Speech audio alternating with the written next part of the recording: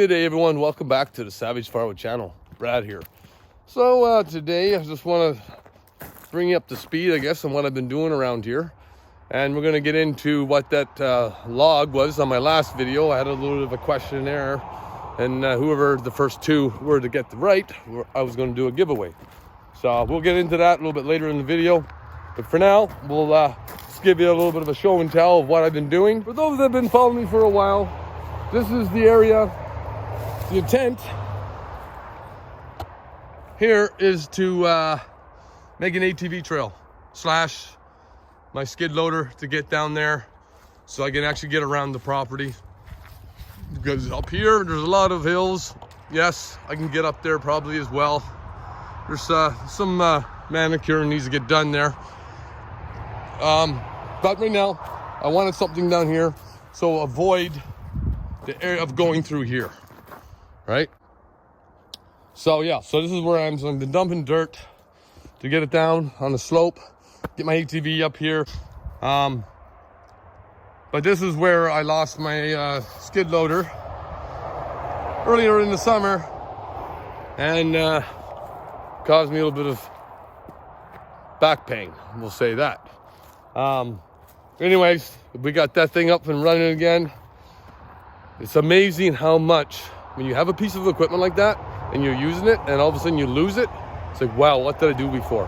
I've heard that many times. I would never think in a million years I'd own a skid steer, but here I am, I got one. And you know, when you have something of that nature and be able to do the things that can do for you, yeah, it's quite amazing. So anyways, I'm making a path to go down there. So of course I got to be super careful. Deja vu, I'm not going to fall back down over there. If I do, guess what? You guys are going to see it. I wish I had it on camera last time, the whole rollover. But never got injured or nothing like that. It was like slow motion, but it was enough to put the fluids upside down, and yeah. But otherwise than that, no damage to the skid loader. Mainly it was just the fluids. Lost a lot of fluid. I got a little bit of a crack in one of the windows. I think that was from my elbow hitting the side there. So anyway, so that there we're going to work on. Gonna finish up with that there. Also, I've cleaned up the Woodyard dramatically. I've actually shifted my tentage over the Easton made after I did the cleaning of it and the oil change. So so I shifted everything over. So you know, reference the driveway here, and then I moved it all over more, giving me more usable space here, considering I'm not using much back here right now. It's I got to clean up a few more things here. These tarps got to get folded, put away. Eventually, this is all from the land sliding when I dug it out. I guess it'll be about 2 years ago now, and it's sort of settling in. And yeah. So then did a lot of raking, removing all the sawdust. Here's my quick pallet to put together. That's all hickory right there. It's all here. So cleaning up here. This is the drain that I put in when I did the driveway for water to go down. And because this was all clay here, and really needs rock. It needs some proper stone in here, and eventually probably will happen on this side of it. Anyways, I don't care so much about the top there because it's not so bad, but also I don't want the saw going in right now. I got probably about 2-3 inches of sawdust there that I keep for if I cut through a log, you know, you're not hitting the ground, you're just going through sawdust, decomposing sawdust. So little things to think about, I guess. So no rocks or anything in that area up there. It's probably maybe even 4 inches in areas. I just keep it managed. But anyway, so what I've been, because with the drop off here, it's been cut away. Ideally, it'd be a nice retaining wall, but that's not happening. I mean, it'd be too much money having to do all that stuff. And so next best thing is going to get rid of a lot of this stuff here. I'm sorry guys if I'm shaky with the camera here. Get rid of all this debris. A lot of it's decomposing kindling. Some of it was, you know, I picked through it still and put what I can. There's some here. It's a never-ending process when it comes to that. But I'm gonna dig a little bit of a trench best I can with a skid loader. Right, a little bit of a slope. I just did one little bit there yesterday. Gonna make it a little bit deeper so that all the water will flow into there.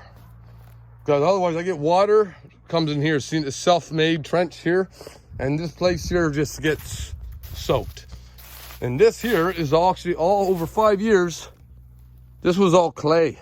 This is all decomposed sawdust and mixture of stuff that from me cutting. This is what it looks like. Like that. That's just solid clay. So ideally, if I wanted a pond here, no problem. Because I think here there's actually a little bit of a spring here. It doesn't even end till late spring.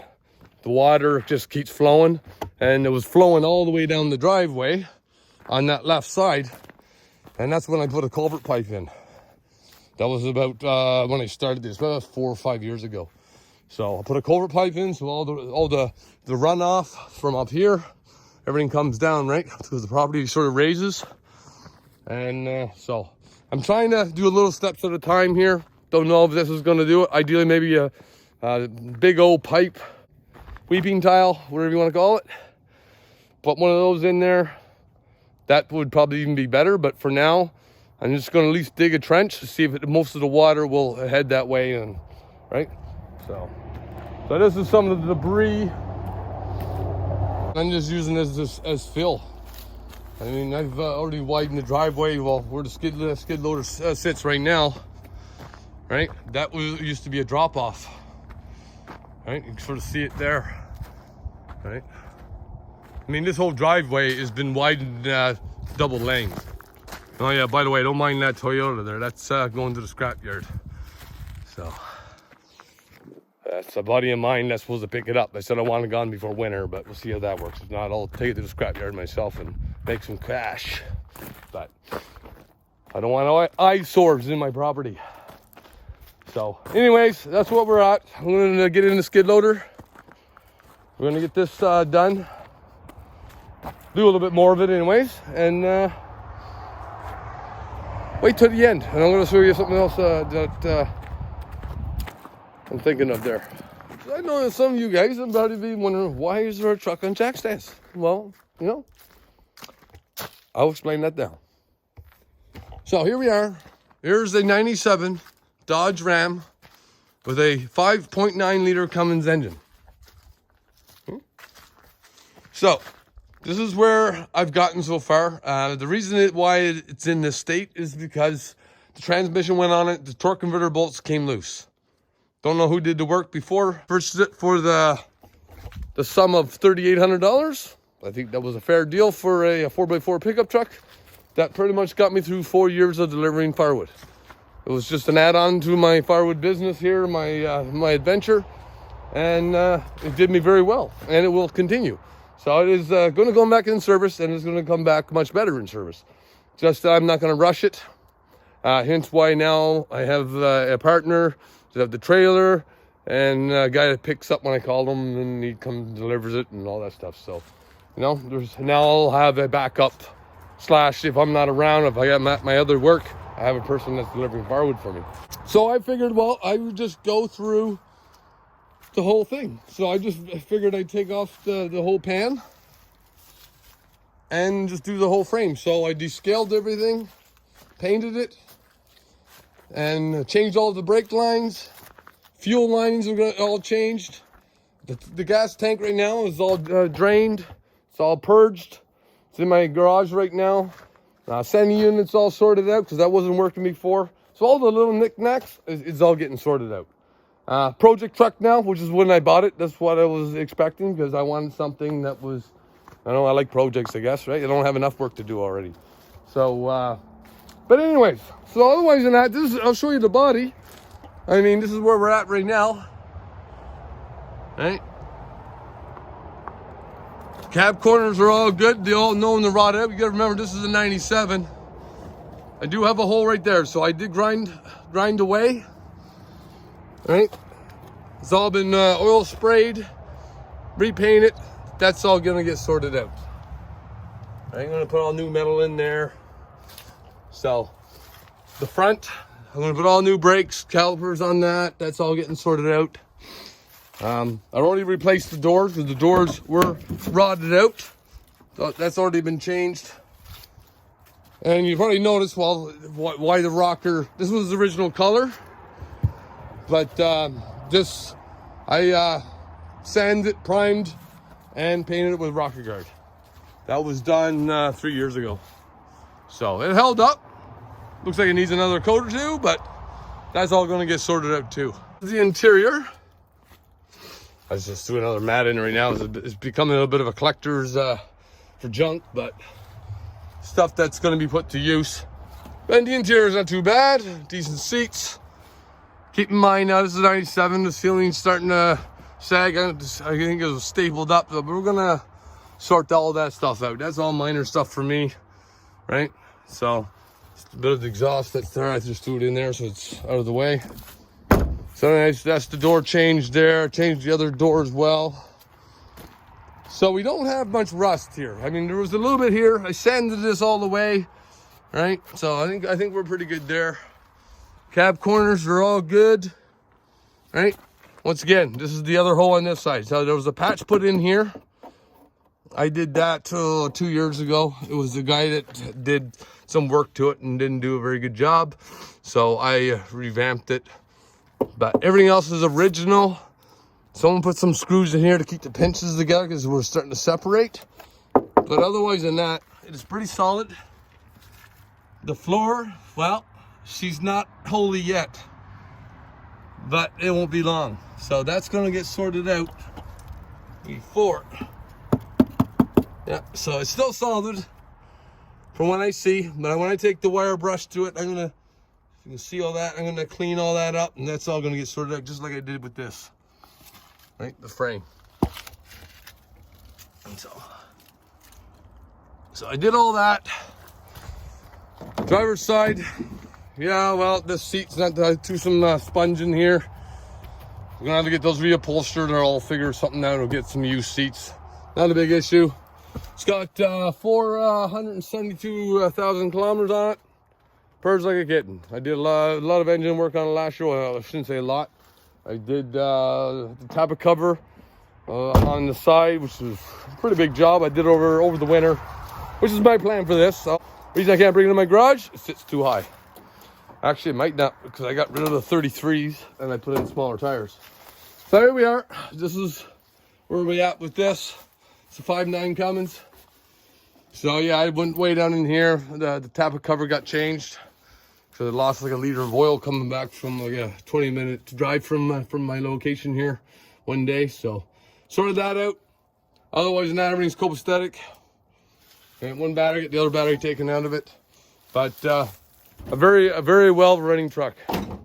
So the biggest issue was the tranny. The transmission went, and I'm right now rebuilding the transmission myself. I have all the parts, everything in my garage. It's going to come up on future videos. Get the casing all painted. Everything's all good to go. So this is what I figured. I know I mentioned it in my previous videos for you guys to follow along.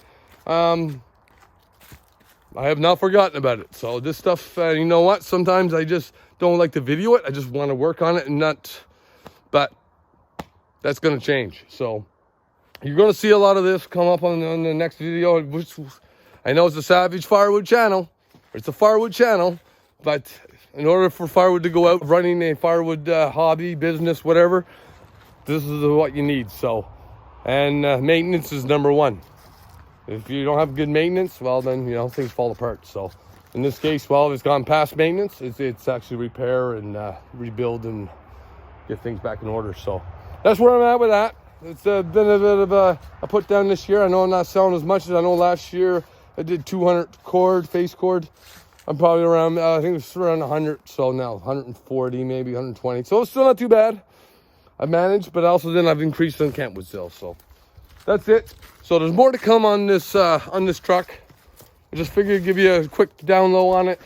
Why it's on jack stands. I'm not even sure I'm going to put it back on. I might go with a flatbed since I use totes and the forks with my skid steer to load them. That or a dump bed. Maybe I'll put that with hydraulics and have a dump bed. I'm not sure yet. That's something, but when I get the truck back on the road and in running condition, the pan will probably go on for the short term. So that'll be something to see in the near future. All right. So for the time of truth, I just want to bring you down before the darkness arises here. There's 3 people who commented on the log. I had 2 of them here. One of them already cut up. I got some of them, they're in the hickory stack. I don't know what the type of wood it is, to be honest with you. So I thought it was a black elm, but the way it splits like, it's like, I don't know, like oak or anything else. So I'll show you the log. But the people that commented, Maple Walnut, it's like 3 of you. You guys reach out to me at savagefirewood@gmail.com. Please do that. I will send you a t-shirt of whatever size you want. Just let me know what you want. We'll work at the details. Here it is. Right, so this is, right? So this is the end. It's starting to, I know, this is green, by the way. It was very green. Oozing goop from here. I even talked to my logger and I said it splits like straight grain wood.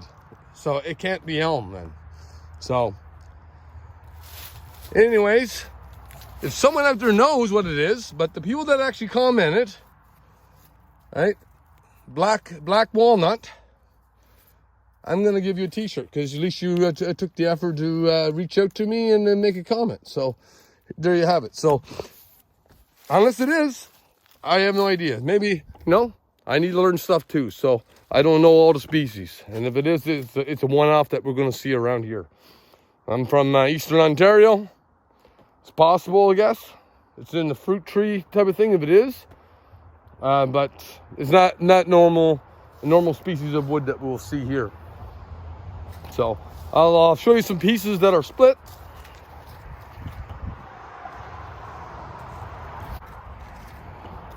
So this one right here. So I'll turn you around here. Right there. That's the other one right here.